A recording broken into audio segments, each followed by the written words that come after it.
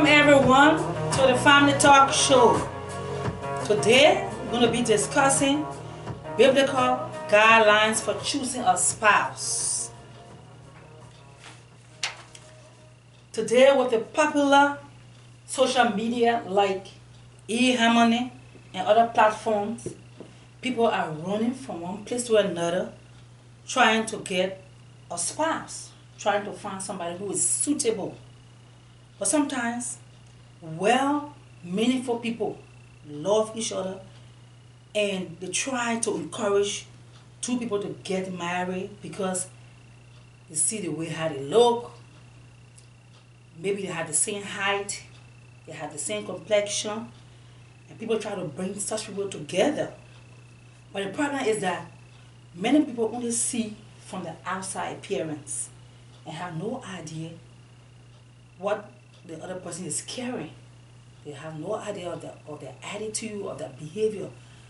But we mostly focus on our appearance, which is not a thing to rely on. But today, we want to further our discussion on choosing a spouse.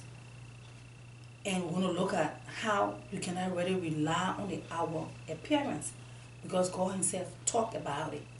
You can be with somebody for 2-3 months, you may not even know their plans for you.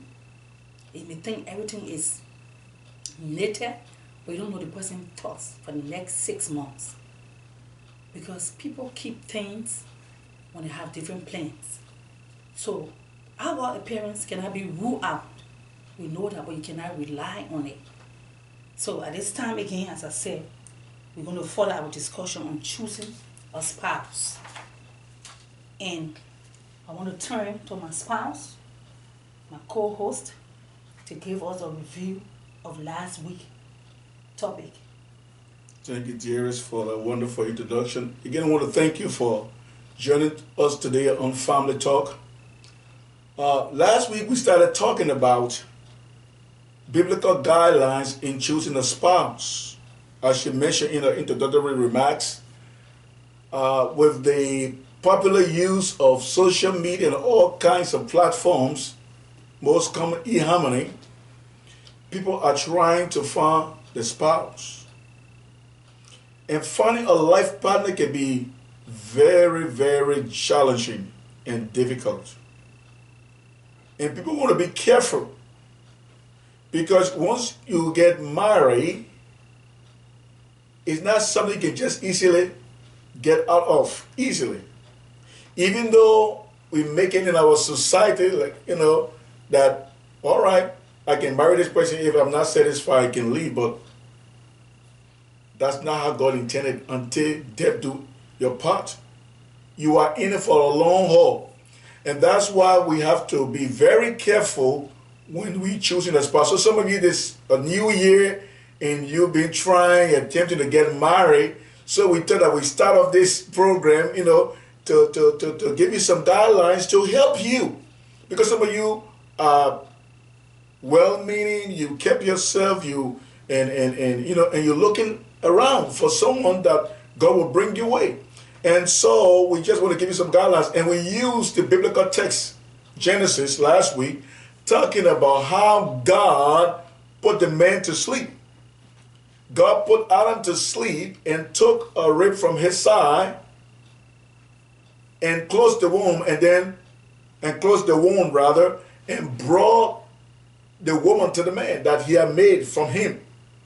And once Adam saw Eve, there was a spirit-to-spirit connection. He said, "Woman, thou art flesh of my flesh and bone of my bone."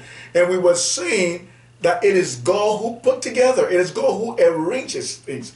And first of all, it's God who also gives the desire. So if you are looking for a spouse, and let me just repeat on this program, we're thinking about a man and a woman.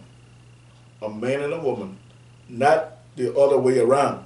All right? Same sex, no. We'll talk about that on a different program. So we're talking about spouse. Because nowadays, somebody asked me the other day, I said, I need to go see my wife. And they asked me, say, is that a man or a woman? I said, why? Then I realized the culture that I'm living in, you got to be careful. You say, I'm going to see my wife or my spouse. people begin to think. But on this program, we're talking about finding, a man finding a woman finding a man. Okay, let me just say that straight. And so God brought the woman. And the Bible says, instantly, Adam recognized that this woman was from him. And we said on last program that it's God who knows the perfect match. Because he knows the perfect match for you. And it is God who arranges for the meeting, for you to come together. Not eHarmony, not the other different platforms you depend on. But it is God who's going to arrange for both of you to come together, because he knows where you put it. He knows the perfect match. And God will arrange for you to come together. And we said that, notice that God did not take the rib or the bone from outside of Adam. It's very important. He went deep inside Adam and took a bone and closed it back. So it means we must not look at the person we want to marry, just as my wife said in the introduction, from the external. Because the external can be deceiving, as my wife said. You don't even know what in the person, you don't know what the person playing. And so it has to be from within, because God took the bone from within, the perfect match. So it has to be a spirit-to-spirit connection. When you see the spouse that God has for you, it's an instant connection. Not because the person beautiful or handsome, not because the person have a lot of money, not because the person, can take care of you. It's none of those things. Those things are important, like we've said, but those are externals and they can fade away. But it has to be inner walls. Because God took the perfect match, where? From outside? No, not from outside. He took it from what? From within. And so once Adam saw Eve, he instantly, spirit to spirit, connected. And so that's why it's very important that what the Bible says, what God put together is God who put people together. It's God who knows the match for your life. And so to keep God out of the match and think that you're going to lean on your own understanding to find a spouse, because you see, the external are deceiving, because God did not take your match from outside, from the external. He took it from within. And so it has to be a spirit-to-spirit connection. And we said last week that some people, as soon as they meet their future spouse, somebody just click in them and say, I know this person is going to be my future wife. And those people who are still alive and have that kind of experience, they still together, because what? It wasn't based on anything external. It was a spirit-to-spirit connection. And then also we said last week that another way that we can choose a spouse, we look at the story of Abraham. When Abraham sent his servant to go find a spouse for Isaac. And when the servant went and he prayed to God, said, God, today I want you to lead me to the bride of my